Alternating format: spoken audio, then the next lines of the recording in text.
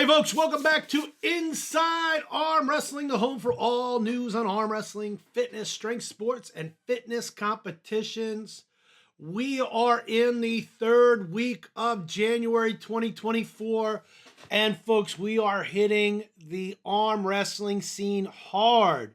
With East versus West this past weekend, it delivered. And I'll be honest with you, folks, it's always a pleasure to be able to talk about other promotions that deliver.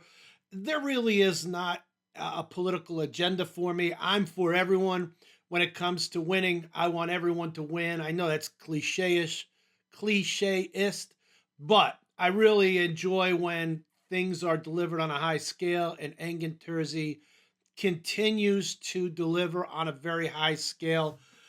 Want to get into a little bit of the match roundups. I've got some of the results, and I want to just talk briefly about the matches. As always, if you are internet-based, East versus West Arm Wrestling is the Instagram for East versus West. They also have an East versus West YouTube. Ultimately, Engin puts out clips of the YouTube event, or the event on YouTube, I should say. It's a great way to support his organization. The more views, the more likes, the more comments, the more they get paid. It's a simple equation, folks. There is no shame or any less value going out there if you're a promoter, liking somebody else's work and being a proponent of it. So without further ado, let's kind of talk from the bottom of the card up, and I want to highlight a couple of matches in particular. The first one I want to talk about is Paul Lynn versus, and my apologies to Irakli, it's a hard name for me, but Irakli Zirakashvili. These two 209ers, 95 kilogram competitors went at it, and I'm not sure if there was a surprise or no surprise.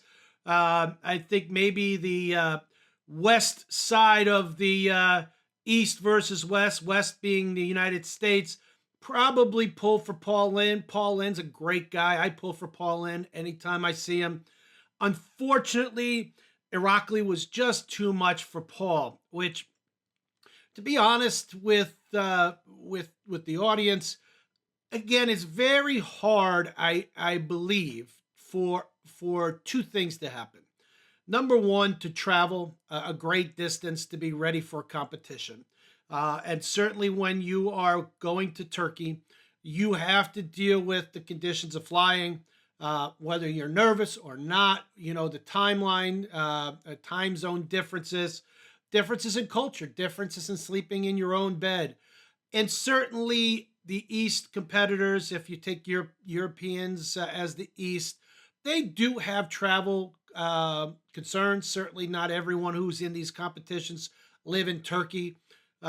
So when you look at the value, it's always tough to be at your top when you're traveling, as a lot of these guys do. However, Paul was just, I think even from the get-go, was a bit overmatched. I know that Paul's looking for some convincing wins. He's looking to get a title shot. This would have been for the middleweight number one contender, but really Irakli was just too much for Paul. And certainly I'm sure Paul is going to head back across the pond, sit back down and analyze what was the things that he felt were affecting his performance yesterday.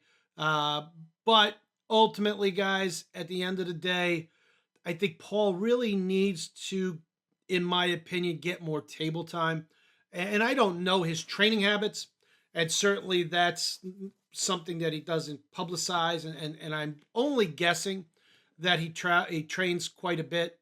But I think that one of the things that come true with super matches, super series, I think guys lose a little bit of their table acumen when they don't compete regularly in tournaments or tournament settings. Being comfortable on the table, being comfortable in the setup, and having a plan to where to go is invaluable. And I think Paul was a little bit out of sorts, changing his styles a little bit yesterday. Obviously, I think that's smart. If one doesn't work, you need to adapt. But I think ultimately, a lot of pullers would do a lot better if they were more active on the table, I think, on a competitive sense. But my hat's off to Paul. He always is a fierce competitor. And certainly he is an A plus when it comes to human beings. And we hope that Paul gets back to the States and starts training hard for his next endeavor.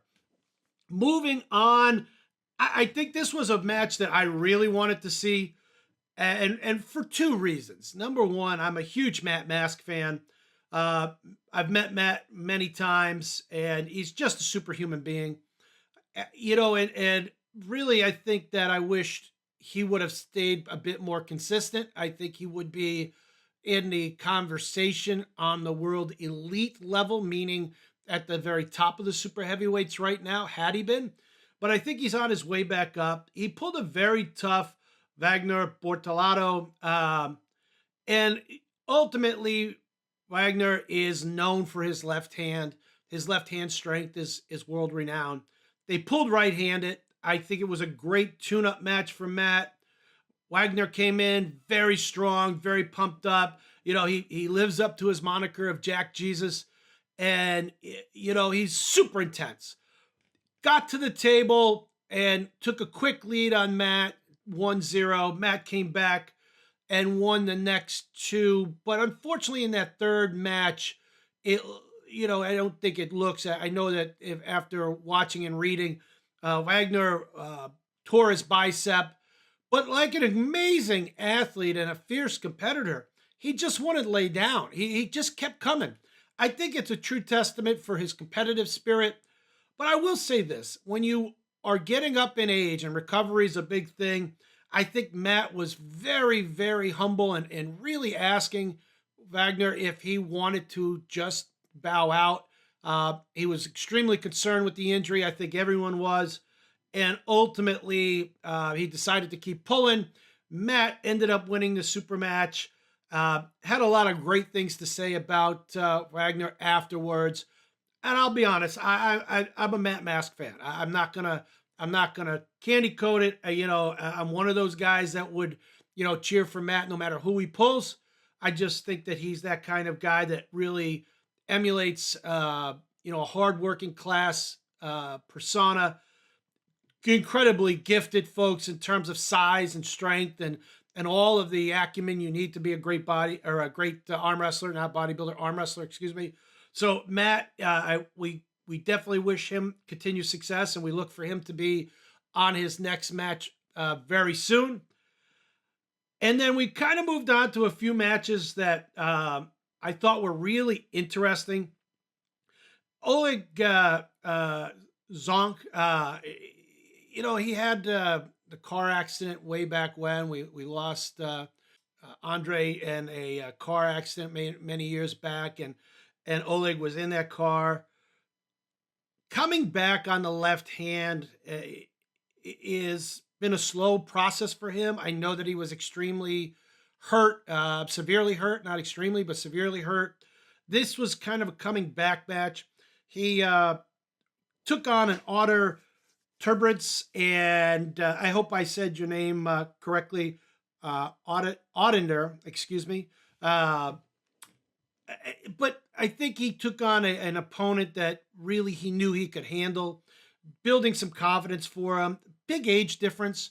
Not that the young man, Ottinger, was not up for the challenge, but at 19 years old, you're starting to pull against a very mature and freakishly strong Oleg, and it was a extremely one-sided match at 4-0. Hats off to Ottinger for going at it, but I really want to see where Oleg moves up to next match. I'd love to see him get back to the prominence of being able to pull in the upper weight classes. I mean, this was an 85 kilogram, roughly, I think 190-ish pounds, somewhere in that range. So I'd like to see him, continue to progress. I'm glad to see him on the table. It was a horrific event in terms of the car accident, It certainly left the world of arm wrestling in a very solemn state. Uh, but at the end of the day, he's back with a lot of strength, a lot of determination, and we definitely are going to be on the watch for him.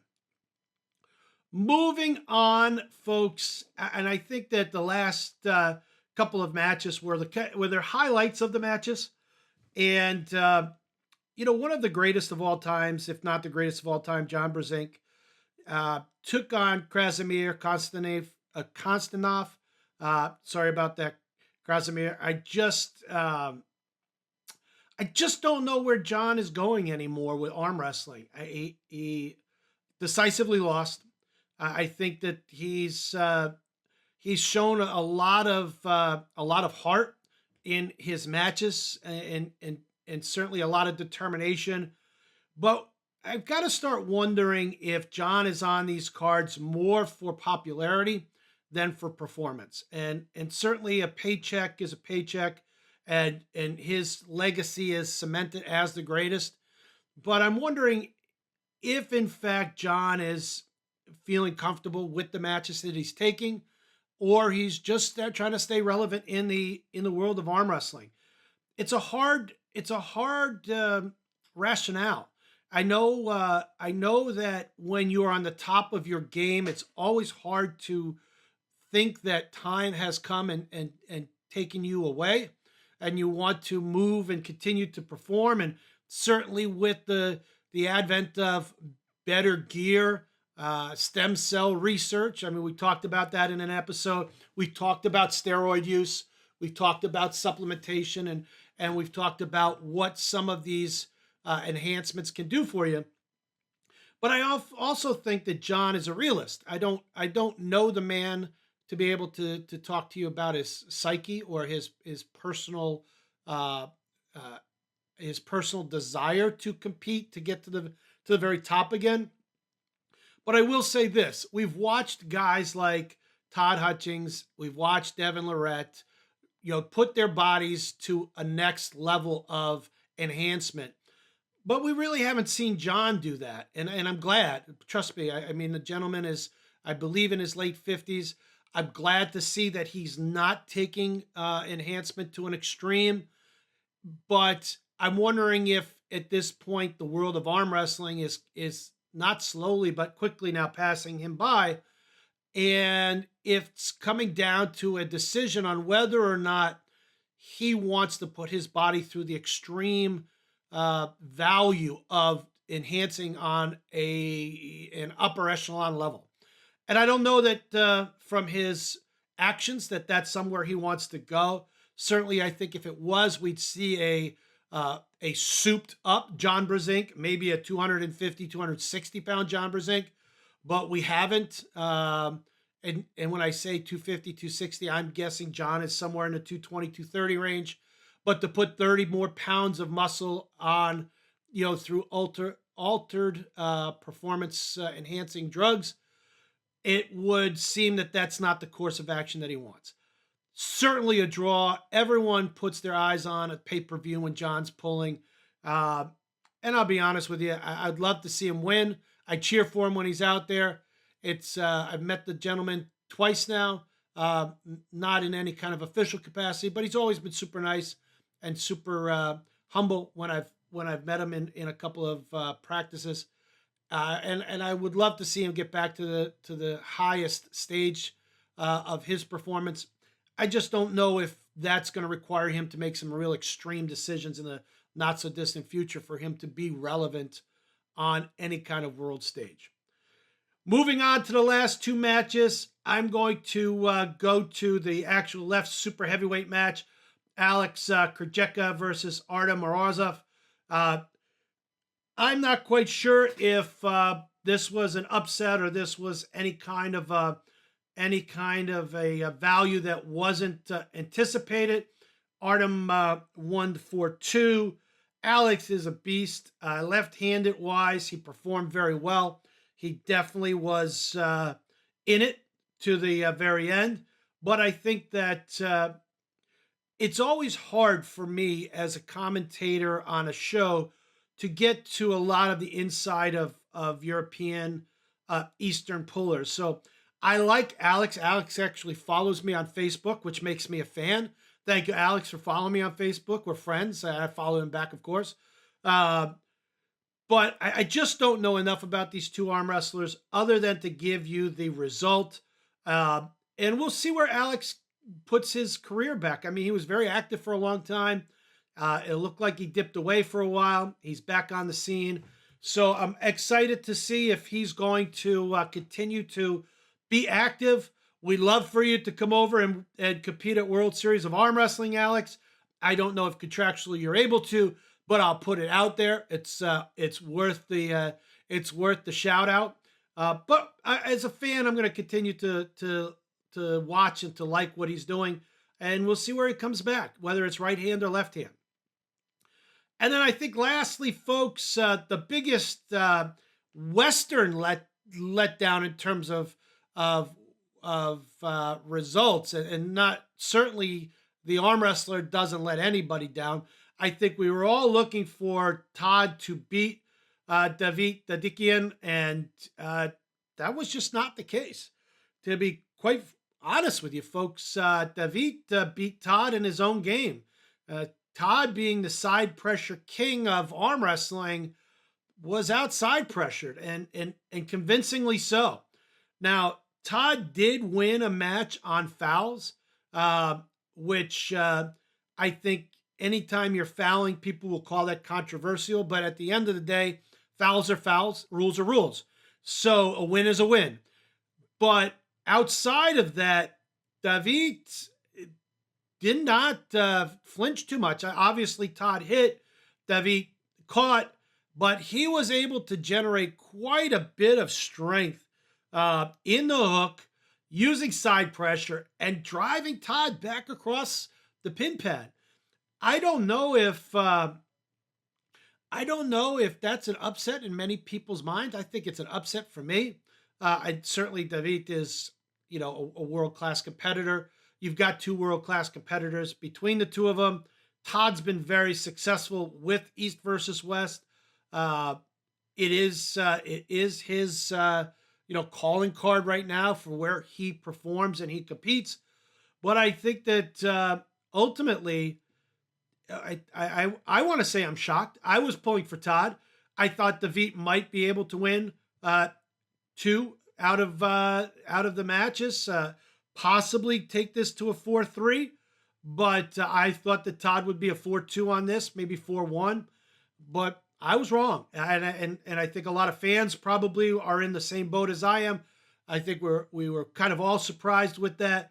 But knowing Todd and knowing Todd's mentality, and knowing that he believes that if there's a way for him to improve, he is going to find that way, whether it's through more exercise, more conditioning, more enhancement, whatever it's going to take for him to become the world champion again in the heavyweight division, he's going to do it.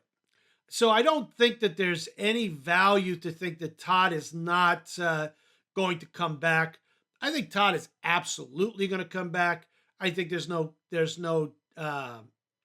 doubt in my mind when he does come back, we're going to see a bigger Todd. Todd is no stranger to enhancement and getting his body to where he needs to be. I think that that's something that he will take very seriously. I'm not sure what he uses or does to enhance.